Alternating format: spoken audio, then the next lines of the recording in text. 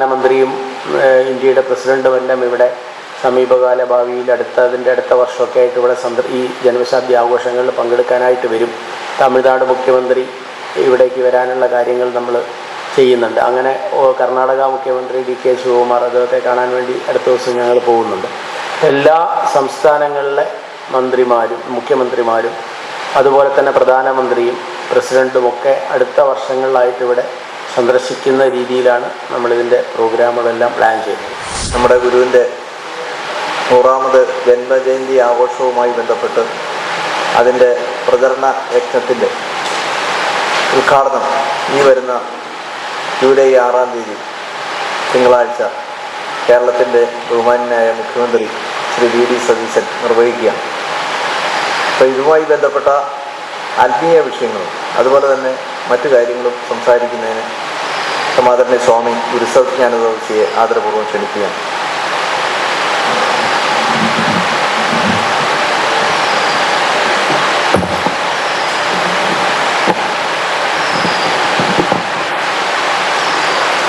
ഗുരുശരണം. എല്ലാവർക്കും സാദര പ്രണാമങ്ങൾ അറിയിക്കുകയാണ്. നമ്മളെ സംബന്ധിച്ച് നമുക്കെല്ലാവർക്കും ഏറെ സന്തോഷകരമായ ഒരു കാര്യം നമ്മുടെ സർവസ്വമായ ഗുരുവിൻ്റെ ജന്മശതാബ്ദി ആഘോഷങ്ങൾക്ക് തുടക്കമാവുകയാണ്. 2027 മുതൽ 2030 വരെ 3 വർഷം നീണ്ടു നിൽക്കുന്ന ആഘോഷ പരിപാടികളാണ് ഗുരുവിൻ്റെ ജന്മശതാബ്ദി ആഘോഷവുമായിട്ട് ബന്ധപ്പെട്ടിട്ടുള്ളത്. ഇപ്പോൾ അതിന് മുന്നോടിയായിട്ട് ഗുരു മുഖത്തുനിന്ന് അറിയിച്ച കാര്യമെന്ന് പറയുന്നത്, നമ്മൾ ഈ സമയത്ത് എൻ്റെ മതം സത്യത്തിൻ്റേതാണ്, സാഹോദര്യത്തിൻ്റേതാണ്, സ്നേഹത്തിൻ്റേതാണ്. ഇതാണ് ഗുരുവിൻ്റെ ഒരു വാക്ക്. എൻ്റെ മതം സത്യത്തിൻ്റേതാണ്, സാഹോദര്യത്തിൻ്റേതാണ്, സ്നേഹത്തിൻ്റേതാണ്. മറ്റുള്ള ജാതി മത വ്യത്യാസങ്ങളൊന്നും ഗുരുവിനെ സംബന്ധിച്ചില്ല. അപ്പോൾ ഗുരു പറഞ്ഞത്, എനിക്ക് മതം ജാതി അങ്ങനെ പ്രത്യേകമായിട്ട് വേർതിരിവുകളൊന്നും തന്നെ ഇല്ല. എൻ്റെ മതം സ്നേഹത്തിൻ്റെ മതമാണ്, എൻ്റെ മതം സാഹോദര്യത്തിൻ്റെ മതമാണ്, എൻ്റെ മതം സത്യത്തിൻ്റെ മതമാണ്. അപ്പോൾ ഗുരുവിൻ്റെ ആ ഒരു ആപ്തവാക്യം തന്നെയാണ് ഗുരുവിൻ്റെ ജന്മശതാബ്ദി ആഘോഷവേളയിലും നമ്മൾ ഇവിടെ പ്രാവർത്തികമാക്കാൻ വേണ്ടി ഉദ്ദേശിക്കുന്നത്. അപ്പോൾ ഗുരു അറിയിച്ചത്, ഈ സമയത്ത് മനുഷ്യൻ പരസ്പരമുള്ള വൈരാഗ്യത്തിൻ്റെ പേരിൽ വിദ്വേഷത്തിൻ്റെ പേരിലുമൊക്കെ മനുഷ്യർ തമ്മിൽ പ്രശ്നങ്ങളുണ്ടായി. അത് വളർന്ന് ഒടുവിൽ യുദ്ധങ്ങളിലേക്ക് എത്തി. ആ യുദ്ധങ്ങളുടെ പേരിൽ യാതൊന്നും അറിയാത്ത നിരപരാധികളായ ലക്ഷക്കണക്കിന് ആളുകൾ അവരുടെ ജീവിതം നശിപ്പിക്കപ്പെടുന്നൊരു സ്ഥിതിയാണുള്ളത്.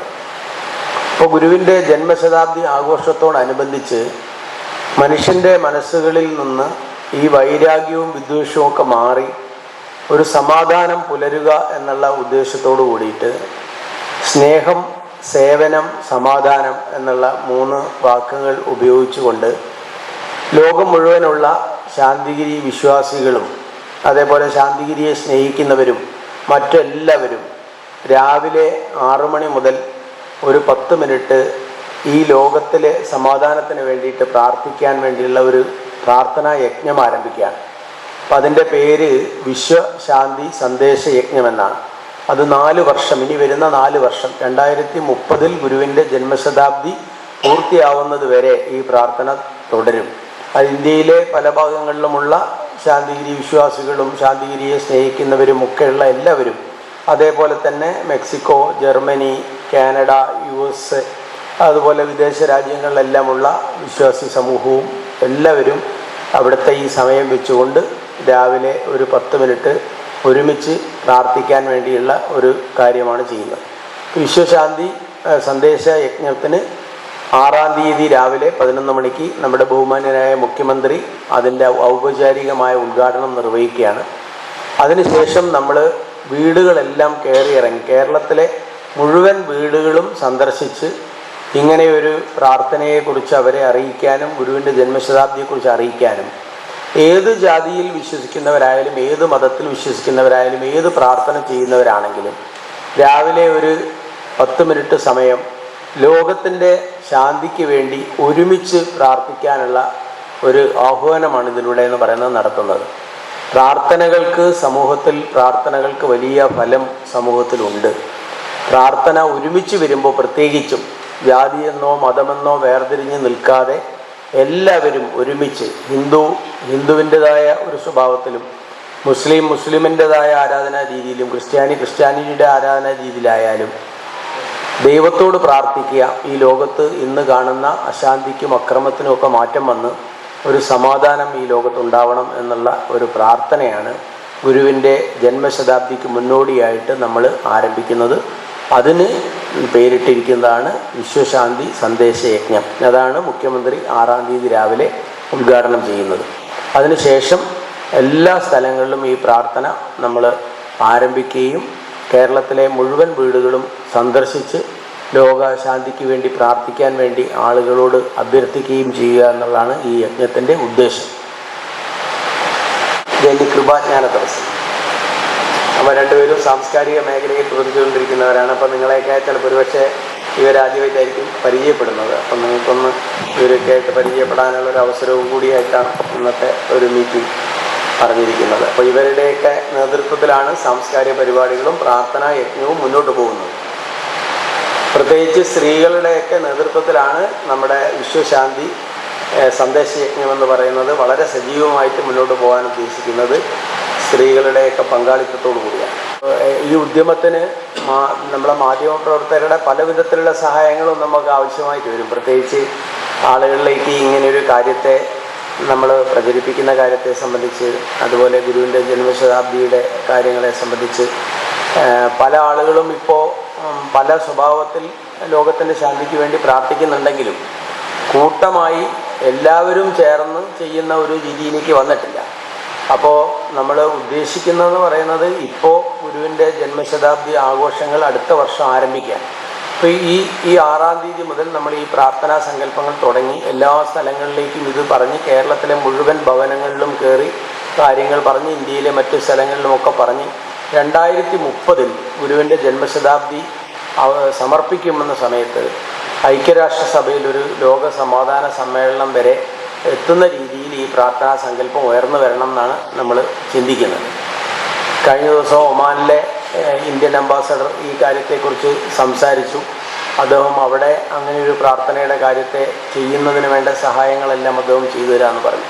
അങ്ങനെ ഓരോരോ രാജ്യങ്ങളിലുമുള്ള നമ്മുടെ പ്രതിനിധികൾ, മെക്സിക്കോയിലുള്ള കാർലോസ് ഗൂസ്മാൻ, അങ്ങനെയുള്ള നമ്മുടെ പ്രതിനിധികളെല്ലാവരും തന്നെ അതാത് രാജ്യങ്ങളിൽ എല്ലാവരും ഒരൊറ്റ ലക്ഷ്യം മാത്രം, ലോകത്ത് സമാധാനം ഉണ്ടാവുക, യുദ്ധങ്ങൾ ഈ ഭൂമുഖത്തുനിന്ന് മാറുക, അങ്ങനെ ഒരു കൺസെപ്റ്റിലേക്ക് മെല്ലെ മെല്ലെ മെല്ലെ പ്രവർത്തിച്ച് വന്ന് 2030 ആകുമ്പോഴേക്കും നമ്മളൊരു ലോക സമാധാനത്തിലേക്ക് വരികയും യുദ്ധങ്ങളില്ലാത്തൊരു ലോകം എന്ന് പറയുന്നൊരു ഭാഗത്തേക്ക് നമുക്ക് എത്തിച്ചേരാനുള്ള ആദ്യപടിയെങ്കിലും നമുക്ക് ചെയ്യാം. അപ്പോൾ ഇവിടെ നമ്മൾ സഹകരണ മന്ദിരം കാണാം. ഈ സഹകരണ മന്ദിരത്തിലാണ് നമ്മുടെ പ്രോഗ്രാം നടക്കുന്നത്. സഹകരണ മന്ദിരം ഉണ്ടാക്കിയതെന്ന് പറയുന്നത് 999 ആ സമയത്താണ്, അല്ലെങ്കിൽ മാർച്ച് 1-ാം തീയതിയാണ് സമർപ്പിക്കുന്നത്. അപ്പോൾ അതിന് തൊട്ടു മുമ്പായി ഗുരു പറഞ്ഞത് ഇതിൻ്റെ പേരിൽ തന്നെ ഒരു പ്രത്യേകതയുണ്ട്, സഹകരണ മന്ദിരം. അതിൻ്റെ ഉദ്ദേശം എന്ന് പറയുന്ന ഗുരു പറഞ്ഞ വർഷങ്ങൾ കഴിയുമ്പോൾ ലോകരാഷ്ട്രങ്ങൾ തമ്മിൽ പല രാഷ്ട്ര നേതാക്കന്മാരുടെ സംയമനക്കുറവ് കൊണ്ടാണ് പലപ്പോഴും പ്രശ്നങ്ങൾ, വലിയ വലിയ യുദ്ധങ്ങൾ ഉണ്ടാകുന്നത്. ഒരു കാലം വരുമ്പോൾ അവർ തമ്മിൽ പ്രശ്നങ്ങൾ ഉണ്ടാകുമ്പോൾ അവർക്ക് ഭാരതത്തിൻ്റെ സനാതന സംസ്കാരത്തിൻ്റെ ഭാഗമായിട്ട് അവർക്ക് ഇവിടെ വന്നിട്ട് ഈ സഹകരണ മന്ദിരത്തിൽ ഇരുന്ന് പരസ്പരം സംസാരിക്കുമ്പോൾ അവരെ രാജ്യത്തിരുന്നു കൊണ്ട് അവർക്ക് സംസാരിച്ചാൽ കിട്ടാത്ത ഒരു യോജിപ്പ്, ഒരു ഫോർമുല ഇവിടെ വെച്ച് അവർക്ക് കിട്ടും. അതുകൊണ്ട് അവർ യുദ്ധത്തിലേക്ക് പോകാതെ ആ രാജ്യങ്ങളുടെ ഒരു സംഘർഷാവസ്ഥ ഇവിടെ നിന്ന് ഒഴിവായി പോകും. അതാണ് സഹകരണ മന്ദിരം എന്ന് പേരിട്ടത്. ഇന്ന് ഇതിൻ്റെ പ്രാധാന്യം നിങ്ങൾക്ക് മനസ്സിലാവത്തില്ല എന്ന് ഗുരു പറഞ്ഞായിരുന്നു. ഇപ്പോൾ ശ്രീലങ്കയിലെ ആഭ്യന്തര കലാപം ഉണ്ടായിരുന്ന സമയത്ത് ശ്രീലങ്കയിലെ ഒരു മന്ത്രി ഇവിടെ ഒരു ഫംഗ്ഷൻ്റെ സമയത്ത് വന്നായിരുന്നു. അപ്പോൾ അദ്ദേഹം നമ്മുടെ ഗുരുസ്ഥാനീയ ശിശുപൂജയെ കണ്ട സമയത്ത് അദ്ദേഹം ചോദിച്ച കാര്യം എന്ന് പറയുന്നത്, ഞങ്ങളുടെ രാജ്യം വലിയ പ്രതിസന്ധിയിലാണ്, ജനങ്ങളൊക്കെ പ്രധാനമന്ത്രിയുടെ ഓഫീസും എല്ലാം തീയിട്ട് നശിപ്പിക്കുന്നു, പല പ്രശ്നങ്ങളിലും വരുന്നു, അപ്പോൾ രാജ്യം ഒരു അരക്ഷിതാവസ്ഥയിലാണ്, എന്ത് ചെയ്യണം എന്ന്. അപ്പോൾ ഗുരു പറഞ്ഞ കാര്യം എന്താണെന്ന് വെച്ചാൽ ജനങ്ങളെ വിശ്വാസത്തിലെടുത്ത്, ഞാനും അപ്പോൾ സമയത്ത് കൂടെ ഉണ്ടായിരുന്നു, ജനങ്ങളെ വിശ്വാസത്തിലെടുത്ത് ജനങ്ങളുടെ ഇടയിലേക്ക് ഇറങ്ങിച്ചെന്നുകൊണ്ട് പ്രവർത്തിക്കുക, അപ്പോൾ അതെല്ലാം ശരിയാവുമെന്ന്. പിന്നീട് സാവധാനത്തിൽ ശ്രീലങ്കയിലെ പ്രശ്നങ്ങൾ ഒരു പരിധിവരെ പരിഹരിക്കപ്പെട്ടു. അവിടുത്തെ ആ ആഭ്യന്തര കലഹമൊക്കെ എന്ന് പറയുന്നത് മാറിപ്പോകുന്നൊരു സാഹചര്യം ഉണ്ടായി. അപ്പോൾ ലോക ഭരണാധികാരികൾക്ക് മാർഗദർശനം കൊടുക്കുന്നതാണ് ഗുരുവിൻ്റെ കർമ്മം എന്ന് പറയുന്നത്. അതിപ്പോഴൊന്നും ആ രീതിയിലേക്ക് ആയി വരുന്നില്ലെങ്കിൽ പോലും കാലങ്ങൾ കൊണ്ട് അതങ്ങനെ ഒരു രീതിയിലേക്ക് വരും എന്നുള്ളതാണ്. അതിൻ്റെ ഒരു ഭാഗമാണ് നമ്മൾ ഈ വിശ്വശാന്തി സന്ദേശയജ്ഞം എന്ന് പറയുന്ന കാര്യം.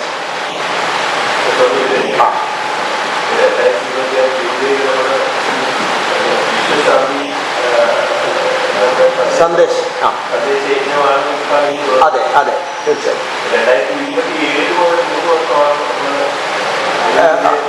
ജന്മശതാബ്ദി ആഘോഷങ്ങൾ അതെ അതെ അതെ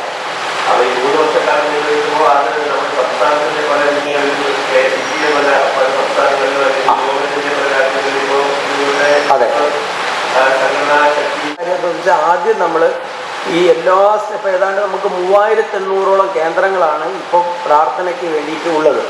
അപ്പോൾ 3800 കേന്ദ്രങ്ങൾ. ആ കേന്ദ്രങ്ങളിൽ നമ്മൾ ജൂലൈ 6 മുതൽ എന്ന് പറയുമ്പോൾ 7-ാം തീയതി മുതൽ തന്നെ നമ്മൾ പ്രാർത്ഥനകൾ ആരംഭിക്കും. ലോകത്തിൻ്റെ എല്ലാ ഭാഗങ്ങളിലും അവരുടെ സമയത്തിന്, ഇപ്പം മെക്സിക്കോയിലെ രാവിലെ 6 മണി എന്ന് പറഞ്ഞാൽ ഇവിടുത്തെ സമയമായിരിക്കത്തില്ല. അപ്പോൾ അവരുടെ സമയത്തിനനുസരിച്ച് അവരവിടെ പ്രാർത്ഥിക്കും. കാനഡയിലെ സമയം വ്യത്യാസം, UK സമയം വ്യത്യാസമായിരിക്കും. അപ്പോൾ ഓരോരോ സ്ഥലങ്ങളിലുമുള്ള സമയത്തിനനുസരിച്ച് അവരവിടെയൊക്കെ പ്രാർത്ഥിക്കും. പിന്നെ സാർ പറഞ്ഞതുപോലെ അത് കഴിയുമ്പോൾ എന്ന് പറയുമ്പോൾ മെക്സിക്കോയിൽ ഇപ്പം നമ്മൾ ആദ്യം ഗുജറാത്ത്, അതേപോലെ മഹാരാഷ്ട്ര, തെലുങ്കാന, ആന്ധ്രാപ്രദേശ് ഈ സ്ഥലങ്ങളിലെല്ലാം ഇതേപോലെയുള്ള സമാധാന സന്ദേശ യാത്രകളും കാര്യങ്ങളും ഒക്കെ സെറ്റ് ചെയ്യും. അതിനുശേഷമാണ് ക്രമേണ 2028 ആകുമ്പോഴേക്കും നമ്മൾ വിദേശ രാജ്യത്ത് കൂടുതൽ ശക്തമായിട്ട് ഇതിൻ്റെ കാര്യത്തിലേക്ക് കടക്കും. ഓരോ സ്ഥലങ്ങളിലുള്ള ഇന്ത്യൻ അംബാസഡർമാരും ഒക്കെ നമുക്കതിന് വേണ്ട സഹായങ്ങളും എല്ലാം ചെയ്തു തരാമെന്ന് പറഞ്ഞിട്ടുണ്ട്. ഒരു ലോക സമാധാന സമ്മേളനം ഇന്ത്യയുടെ നേതൃത്വത്തിൽ നടത്തുക എന്ന് പറയുന്നതാണ് നമ്മളതിലൂടെ ലക്ഷ്യം വെക്കുന്നത്. എല്ലാ രാജ്യങ്ങളെയും പങ്കെടുപ്പിച്ചുകൊണ്ട് ഗുരുവിൻ്റെ 100ാമത് ജന്മ ശതാബ്ദിയുടെ അവസാനമാവുമ്പോൾ ലോകരാഷ്ട്ര നേതാക്കന്മാരുടെ ഒരു സംഗമം, അത് ചിലപ്പോൾ ഇവിടെ ആയിരിക്കണം എന്നില്ല, UN സംവിധാനത്തിലോ എവിടെയെങ്കിലും ആയിരിക്കും. കഴിഞ്ഞത് UN ഒരു ചുമതല വഹിക്കുന്ന ഗൗതം അദ്ദേഹം കഴിഞ്ഞ ദിവസം ഇവിടെ വന്നായിരുന്നു. അതിനെ സംബന്ധിച്ച് കുറേ കാര്യങ്ങളൊക്കെ ചർച്ചകളൊക്കെ ചെയ്തു പോയത്. അതേസമയം തന്നെ നമ്മൾ യുവാക്കളുടെ ഇടയിൽ എന്ന് പറയുമ്പോൾ ലഹരി വിരുദ്ധമായ പ്രവർത്തനങ്ങൾക്ക് വേണ്ടി ഹെൽത്തി മൈൻഡ്സ് എംപവേർഡ് യൂത്ത് എന്ന രീതിയിൽ ഇപ്പോൾ രാജേഷ് ശാന്തിയമ്മയുടെ ചുമതലയുള്ള ആളാണ്.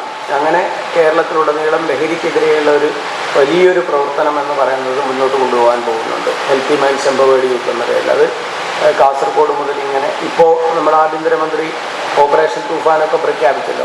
അതിന് മുമ്പേ തന്നെ ഈ ഒരു പ്രവർത്തന പദ്ധതി നമ്മൾ കോഴിക്കോടും വയനാടും ഒക്കെ ജില്ലാ തലങ്ങളിലൊക്കെ നടത്തിക്കൊണ്ടിരിക്കും. അപ്പോൾ ഇപ്പോൾ ഗവൺമെൻറ് പദ്ധതി വരുമ്പോൾ അതോടുകൂടി നമ്മൾ പിന്തുണ അറിയിച്ചുകൊണ്ട് തന്നെ ഈ പ്രോഗ്രാമും കൂടി സമാന്തരമായിട്ട് മുന്നോട്ട് പോകും.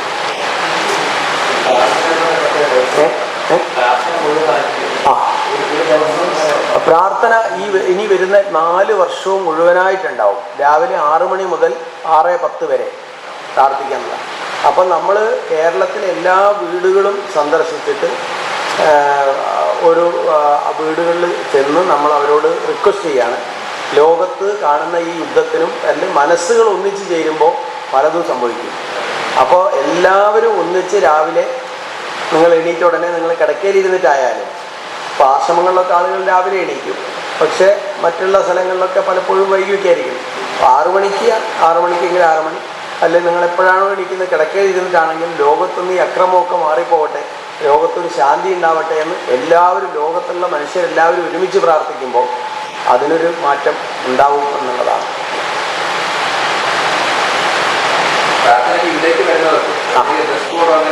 അങ്ങനെയാണ് ഇപ്പം നമ്മൾ ഈ പ്രാർത്ഥന എന്ന് പറയുന്നത്, നമ്മൾ ശാന്തിഗിരി വിശ്വാസികൾ, ശാന്തിഗിരിയെ വിശ്വസിക്കാത്തവർ, മറ്റ് ജാതിയിലുള്ളവർ, മതത്തിലുള്ള അങ്ങനെയൊന്നുമില്ല.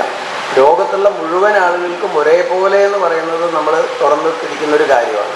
പിന്നെ നമ്മുടെ പ്രാർത്ഥനാലയത്തിൽ എന്ന് പറയുമ്പോൾ, പ്രാർത്ഥനാലയത്തിൽ സാധാരണ നമ്മൾ മുണ്ടും, പുരുഷന്മാരാണെങ്കിൽ മുണ്ടും ഷർട്ടും ഇട്ടിട്ടാണ് പ്രാർത്ഥനാലയത്തിനുള്ളിൽ എന്ന് പറയുന്നത് കയറുന്നത്. അവിടെ പൂജ നടക്കുന്ന സ്ഥലമൊക്കെ ആയതുകൊണ്ട് ബാക്കിയുള്ള സ്ഥലങ്ങളിലൊക്കെ എല്ലാവരും കയറി പ്രാർത്ഥിക്കുന്നു.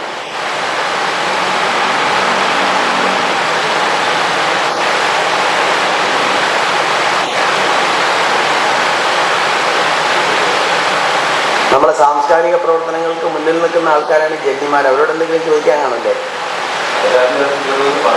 സ്ത്രീ ശാക്തീകരണത്തിന്റെ ഭാഗമായിട്ട് ജെല്ലി ഒന്ന് എന്തെങ്കിലും 2 വാക്ക് പറയുന്നു. എങ്ങനെയാണ് അമ്മമാരുടെ പ്രവർത്തനങ്ങളൊക്കെ? അമ്മ നന്നായാൽ വീട് നന്നാവുന്നതാണ്.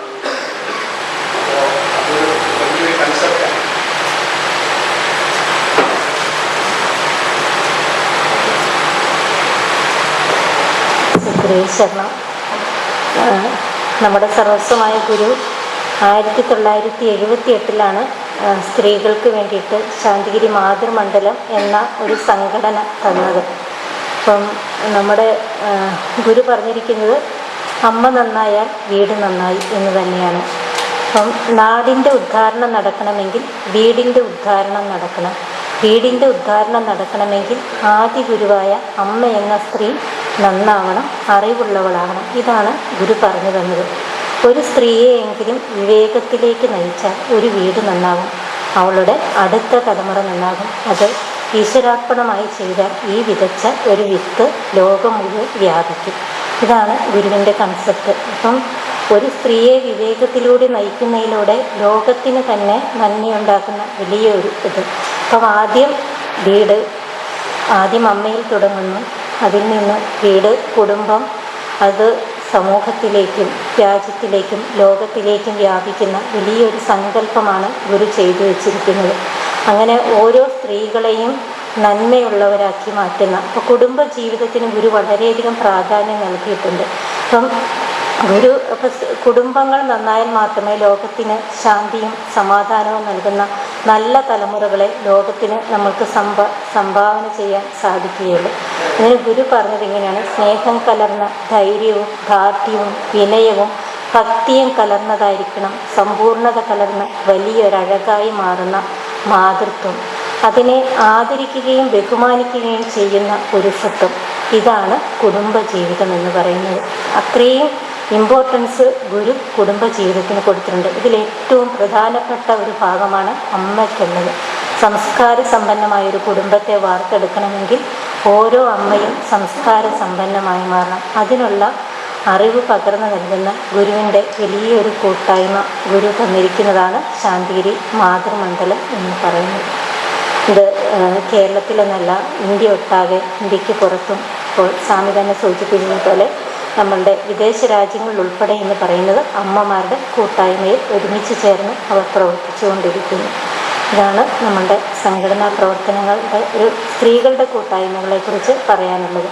അവരിതിൻ്റെ നേതൃത്വത്തിൽ പലതരത്തിലുള്ള സേവന പ്രവർത്തനങ്ങളും മറ്റ് എല്ലാ സമൂഹത്തിലേക്ക് ഇറങ്ങി പ്രവർത്തിക്കുന്ന പല പ്രവർത്തനങ്ങളിലും നമ്മളുടെ അമ്മമാർ പങ്കാളികളാകാറുണ്ട്. 5 വയസ്സ് മുതൽ 12 വയസ്സ് വരെയുള്ള കുട്ടികളെ അവരെ മൂല്യാധിഷ്ഠിതമായിട്ട് വളർത്തിയെടുക്കുന്നതിന് ഗുരു വിഭാവനം ചെയ്ത ഒരു സംഘടനയാണ് ഗുരുഗാന്ധി എന്ന് പറയുന്നത്. അപ്പം നമ്മളോട് ഗുരു പറഞ്ഞിട്ടുള്ളത്, നിങ്ങൾ മക്കൾക്ക് വേണ്ടി ധനം സമ്പാദിക്കുന്നതിനേക്കാൾ അവരെ കർമ്മശേഷിയുള്ളവരായി വളർത്തുകയാണ് വേണ്ടതെന്നാണ് ഗുരു പറഞ്ഞിരിക്കുന്നത്.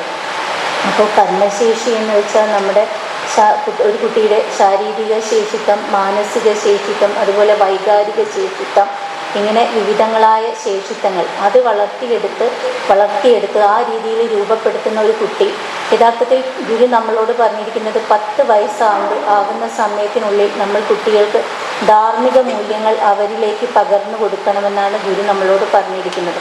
ആ പ്രായത്തിലെ നമ്മൾ മൂല്യാധിഷ്ഠിതമായിട്ട് വളർത്തിക്കൊണ്ടുവരുന്ന കുട്ടികളെ അവർ മുതിർന്നു കഴിയുമ്പോഴും അവരുടെ മനസ്സിൽ നമ്മൾ കൊടുത്ത ആ മൂല്യങ്ങൾ നിലനിൽക്കും.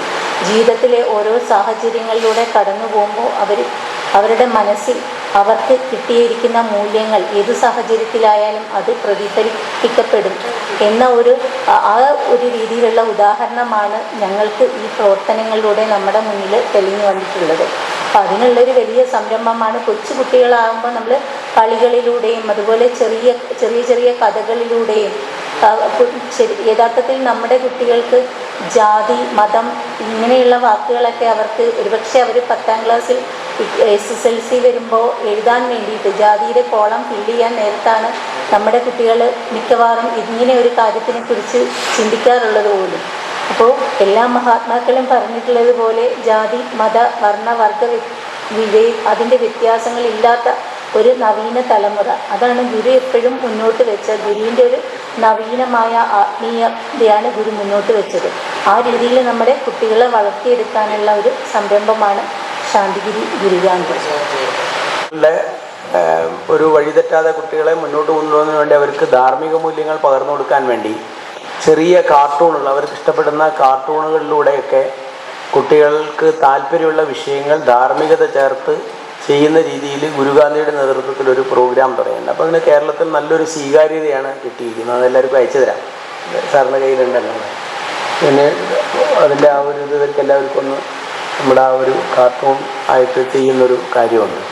അപ്പോൾ അതെല്ലാവർക്കും അയച്ചു തരുന്നുണ്ട്. അപ്പോൾ ചെറിയ കുട്ടികൾ ചെറിയ കാലം മുതൽ തന്നെ തുടങ്ങിയാലേ നമുക്ക് ഈ കുട്ടികളെ നേർവഴിക്ക് കൊണ്ടുപോകാൻ പറ്റുള്ളൂ. ഒരു 10 വയസ്സ് 12 വയസ്സ് കഴിയുമ്പോഴേക്കും ഇപ്പം കുട്ടികൾ വഴിതെറ്റി തുടങ്ങുകയാണ്. അപ്പോൾ ഇവിടെ 5 വയസ്സ് കഴിയുമ്പോഴേക്കും തന്നെ ഗുരുഗാന്ധിയിൽ അവരെ കൊണ്ടുവന്ന് അവർക്ക് സ്വന്തമായിട്ട് കാര്യങ്ങൾ ചെയ്യാൻ പറ്റുന്ന രീതിയിലുള്ള ഒരു വളർച്ചയിലേക്ക് അവരുടെ ജീവിതത്തെ കൊണ്ടുവരാനാണ് ഗുരുഗാന്ധി കഴിയുമ്പോഴേക്കും ശാന്തി മഹിമ ആൺകുട്ടികൾക്ക്, ഗുരുമഹിമ പെൺകുട്ടികൾക്ക്. അതായത് 12 വയസ്സ് കഴിയുമ്പോൾ അവർ ആ സംഘടനയിലേക്ക് പോകും. അപ്പോൾ അതിനനുസരിച്ച് മൂല്യങ്ങളിലേക്ക് ഒരു യുവാക്കൾ എങ്ങനെയായിരിക്കണം, അതായിരിക്കും അവിടുത്തെ കാര്യങ്ങൾ വരുന്നത്. അത് കഴിയുമ്പോൾ അവരുടെ വിവാഹപ്രായമൊക്കെ എത്തുമ്പോൾ അവർ വിശ്വ സാംസ്കാരിക നവോത്ഥാന കേന്ദ്രം, മാതൃമണ്ഡലം, ഇങ്ങനെ അമ്മമാർക്കും പുരുഷന്മാർക്കും ഒക്കെ ആയിട്ടുള്ള സംഘടനകളായിട്ട് വരും. അങ്ങനെ എല്ലാ സമയത്തും ധാർമ്മിക മൂല്യങ്ങൾ അവർക്ക് പല സ്റ്റേജിലായിട്ട് പകർന്നു കിട്ടിക്കൊണ്ടിരിക്കും. ഇനിയിപ്പോൾ ശാന്തിയമ്മയുടെ ചുമതലയുള്ള രാജേഷ് കൂടി 2 വാക്ക് പറഞ്ഞാൽ നമുക്ക് കൺക്ലൂഡ് ചെയ്യാം. പിന്നെ എന്തെങ്കിലും നമ്മുടെ പ്രവർത്തനങ്ങളെക്കുറിച്ച് പറയാനുണ്ടെങ്കിൽ പറയാം. രാവിലെ തന്നെ എല്ലാവരും ഇവിടെ ഉണ്ടാവണം. നമ്മൾ പ്രത്യേകിച്ച് ഈ മുറി നമ്മൾ മാധ്യമപ്രവർത്തകർക്ക് വേണ്ടി മാറ്റി വച്ചിരിക്കുകയാണ്. അപ്പോൾ എല്ലാവരും ഇവിടെ ഉണ്ടാവണം. 11 മണിക്ക് നമ്മുടെ മുഖ്യമന്ത്രി വരികയും ജന്മശതാബ്ദിയുടെ വലിയൊരു പ്രചരണങ്ങളിലേക്ക് ആരംഭിക്കുകയും ഇനി വരാൻ പോകുന്ന ഒരു 3 വർഷം ലോകത്തിൻ്റെ ശ്രദ്ധ ശാന്തിഗിരിയിലേക്ക് വരുന്ന രീതിയിലേക്ക് ഈ പ്രവർത്തനങ്ങൾ ഉയർന്നു വരും. പ്രധാനമന്ത്രിയും ഇന്ത്യയുടെ പ്രസിഡൻറ്റും എല്ലാം ഇവിടെ സമീപകാല ഭാവിയിൽ അതിൻ്റെ അടുത്ത വർഷമൊക്കെ ആയിട്ട് ഇവിടെ ഈ ജന്മശതാബ്ദി ആഘോഷങ്ങളിൽ പങ്കെടുക്കാനായിട്ട് വരും. തമിഴ്നാട് മുഖ്യമന്ത്രി ഇവിടേക്ക് വരാനുള്ള കാര്യങ്ങൾ നമ്മൾ ചെയ്യുന്നുണ്ട്. അങ്ങനെ കർണാടക മുഖ്യമന്ത്രി DK ശിവകുമാർ, അദ്ദേഹത്തെ കാണാൻ വേണ്ടി അടുത്ത ദിവസം ഞങ്ങൾ പോകുന്നുണ്ട്. എല്ലാ സംസ്ഥാനങ്ങളിലെ മന്ത്രിമാരും മുഖ്യമന്ത്രിമാരും അതുപോലെ തന്നെ പ്രധാനമന്ത്രിയും പ്രസിഡൻറ്റുമൊക്കെ അടുത്ത വർഷങ്ങളിലായിട്ട് ഇവിടെ സന്ദർശിക്കുന്ന രീതിയിലാണ് നമ്മളിതിൻ്റെ പ്രോഗ്രാമുകളെല്ലാം പ്ലാൻ ചെയ്യുന്നത്. ശാന്തിഗിരി ആശ്രമത്തിൻ്റെ യുവജന സംഘടന ആണ് ശാന്തി മഹിമ. ശാന്തി മഹിമ എന്ന് പറയുന്നത് 13 വയസ്സ് മുതൽ 35 വയസ്സ് വരെയുള്ള ചെറുപ്പക്കാരടങ്ങുന്നതാണ് നമ്മുടെ ആൺകുട്ടികളുടെ സംഘടനയാണ് ശാന്തി മഹിമ. അപ്പം ഗുരു നമ്മളോട് പറഞ്ഞിരിക്കുന്നത് മക്കൾക്ക് വേണ്ടി ധനം സമ്പാദിച്ചു വെക്കാതെ അവരെ കർമ്മശേഷിയുള്ളവരാക്കി വളർത്തുക എന്നുള്ളതാണ് ഗുരു നമ്മളോട് അറിയിച്ചിരിക്കുന്നത്. അപ്പം അതാണ് ഇതിൻ്റെ ഏറ്റവും പ്രധാനപ്പെട്ട ഒരു കാര്യം എന്ന് പറയുന്നത്.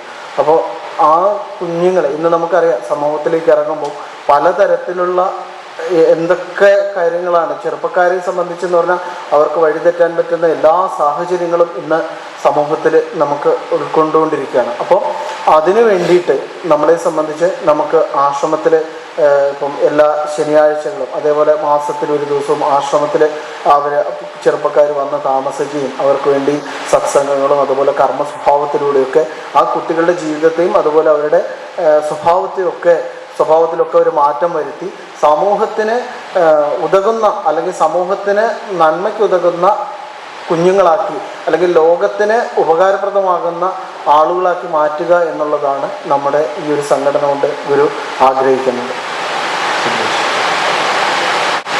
6-ാം തീയതി എല്ലാവരും കാണുമല്ലോ.